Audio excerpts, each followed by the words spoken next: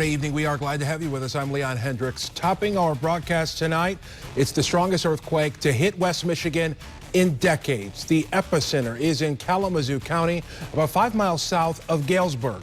The U.S. Geological Survey measured it as a magnitude 4.2, hit just before 12:30 this afternoon and was felt as far away as Chicago and Detroit and points to the south as well.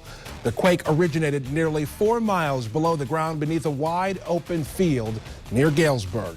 But it was felt throughout our state and beyond. Team coverage tonight. Bill Steffen has been breaking news on WoodTV.com since the quake happened, but we want to start with Tom Hillen, who spent the evening near the epicenter of this earthquake and spoke with a woman who remembers living through Michigan's most strongest earthquake back in the 40s, and she experienced today's as well. Tom, good evening. Well, good evening to you, Leon. Yes, she says that one back in 1947 was worse than the one that she experienced today, but still, that 4.2 magnitude earthquake was enough to shake her up. It was terrible.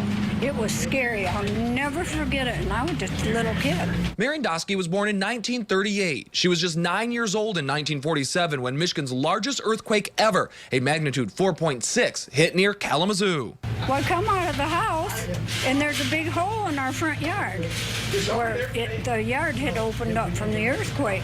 And I looked down, and I said, "Hey, Dad, what's that down there?" He said, "Those are sewer pipes. Get away from there." Living in Michigan, she thought she would never experience another quake, but she was in Galesburg today when the 4.2 quake hit. What are the chances of that? Doxy was manning the Galesburg compost pile this afternoon when, for the second time in her life, she felt the earth move under her feet. Sharing with us. That one today, I heard that. It sounded like a bomb going off. At first, she says she thought maybe a house had exploded, but soon figured out that wasn't what happened at all. I couldn't figure out what it was, and then I started getting phone calls on my cell phone. "Did you know we just had an earthquake?" I said, "Is that what that was? My God, it took me right out of my chair."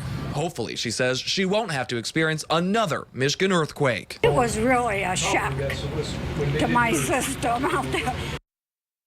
Definitely a shock to a lot of people's system. The good news here is that there were no injuries reported with this, just left people a little shaken up.